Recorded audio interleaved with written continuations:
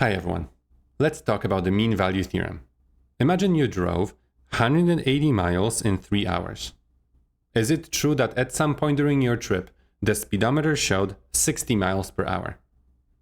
You drove 180 miles in 3 hours. This means that your average velocity was 60 miles per hour. To compute average velocity, you simply take the change in position, which I will denote by delta s, and I will divide it by the change in time, which I will denote by delta t. The change in position was 180, and the change in time was 3. This gives you 60 miles per hour. How does this help? Note that this means that at some point during your trip, you had to go exactly 60 miles per hour. You couldn't go always below 60 miles per hour because then your average velocity would be less than 60 miles per hour. You couldn't go always above 60 miles per hour because then your average velocity would be above 60 miles per hour. What's more, you cannot change your velocity from 40 miles per hour to 80 miles per hour at an instant. You continuously change your velocity from 40 to 80, going through all the intermediate values. This means that there was a point during your trip when your instantaneous velocity was the same as your average velocity throughout the entire trip. Turns out that a similar conclusion can be made for other functions besides the position function. If you're given a function that is both continuous and differentiable on a certain interval, then there is an input where the instantaneous rate of change of that function at that input will equal the average rate of change of that function on the interval. This is exactly the statement of the mean value theorem. If f is a function on an interval from a to b that is continuous on a closed interval and differentiable inside of it, then there exists at least one number in the interval from a to b such that the derivative equals the quantity on the right side. The derivative, you can think about this as the instantaneous rate of change, or in the case of the position function, the instantaneous velocity. The right-hand side is the average rate of change of the function. So there is a point C where the instantaneous rate of the function equals the average rate of the function on the interval from a to b. Before I show you how we can apply this theorem, let me show you how we can understand it geometrically.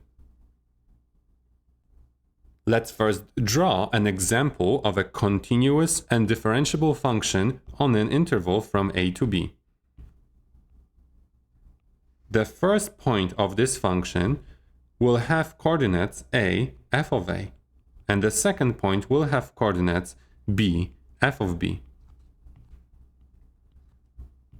To see the two quantities from the equality above geometrically, let me first draw a straight line that connects the first and the second point.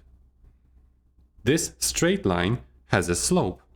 You can compute this slope by taking the difference in the y values of the 2 points, f of b minus f of a, and dividing it by the difference in the x values of the 2 points, b minus a.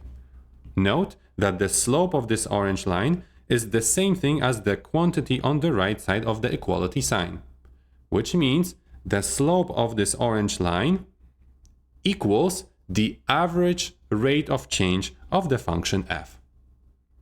Now, is there a point on the graph of the function where the slope of the tangent line is the same as the slope of the orange line? For example, right here, the slope of the tangent line is different than the slope of the orange line.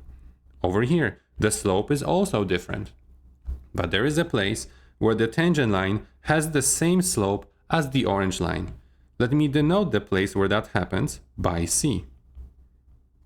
There is a tangent line there. That tangent line has the slope of f prime of C. Remember, the slope of the tangent line is given by the derivative. We just represented a point between A and B where the derivative equals the f of b minus f of a divided by b minus a. Geometric interpretation of mean value theorem says that there is a point on the graph where the slope of the tangent line equals the slope of the line connecting the first and the last point on the graph of the function. Let's see if we can apply mean value theorem to a problem. Does the mean value theorem apply to the function square root of x on the interval from 0 to 9? If yes, find the value of c mentioned in the conclusion of the mean value theorem. If you would like to try this problem on your own first, stop the video now. You can download these notes using the link in the video description. First, I need to check if I can apply mean value theorem. To apply mean value theorem, I need to ask myself, is this function continuous and differentiable? Continuous on a closed interval and differentiable on an open interval. Now, the function square root of x is continuous on its domain, which means I know that square root of x is continuous on the interval from 0 to 9, because this function is in fact continuous for all non-negative numbers. What's more, I believe that the function square root of x is also differentiable on the interval from 0 to 9, 0 and 9 not included. And that is because the derivative of this function, I can even say here, because if I take the derivative of square root of x, I will get 1 over 2 square root of x. And that function is defined for all x's different than 0. So in particular, it is defined for any x between 0 and 9. This means that both conditions of the mean value theorem are satisfied.